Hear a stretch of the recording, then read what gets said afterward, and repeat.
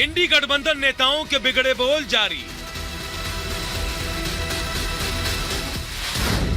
हिंदू, हिंदी और सनातन का अपमान आखिर कब तक?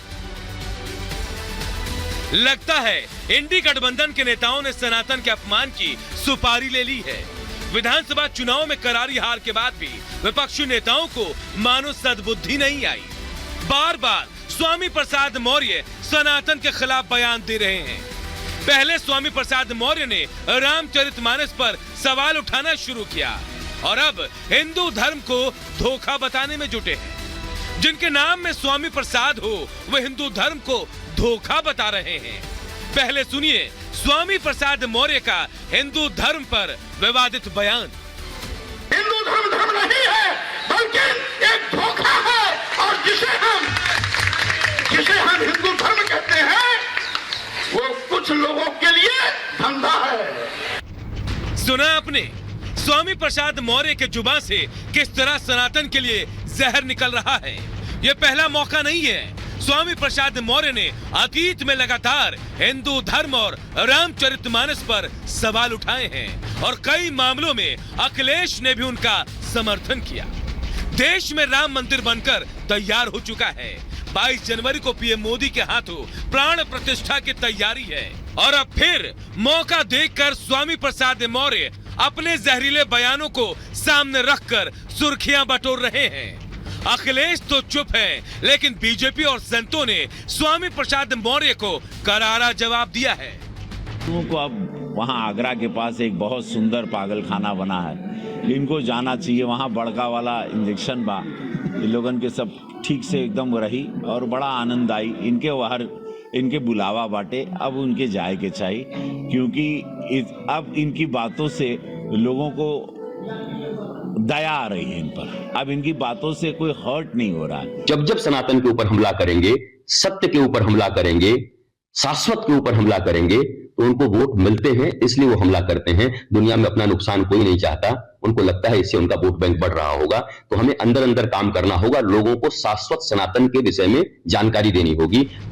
दिलचस्प ये है कि एक तरफ अखिलेश पीडीए यानी पिछड़ा दलित अल्पसंख्यक और अगड़ों को जोड़ने की बात करते हैं। ब्राह्मण समाज सम्मेलन का आयोजन करते हैं, जहां ब्राह्मण समाज अखिलेश के सामने स्वामी के जहरीले बोल पर अंकुश लगाने की मांग रखता है और अखिलेश भरोसा भी देते हैं। लेकिन ब्राह्मण सम्मेलन के चंद घंटों के भीतर ही स्वामी फिर सनातन पर जहर उगलते हैं, वो भी तब जब रामलला की प्राण प्रतिष्ठा पर पूरे देश में उत्सव का माहौल है।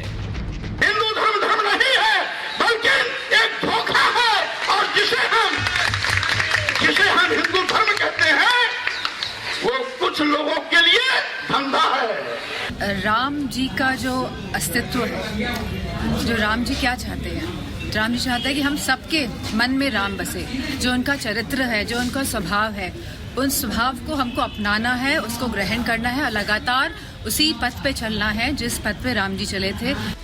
सवाल ये है कि जब अखिलेश वोट के लिए यूपी में सर्व समाज को जोड़ने की कोशिश कर रहे हैं, अगड़ों को साधने में जुटे हैं, तो वहीं स्वामी प्रसाद मौर्य जैसे नेता अखिलेश की कोशिशों पर पलीता क्यों लगा रहे हैं?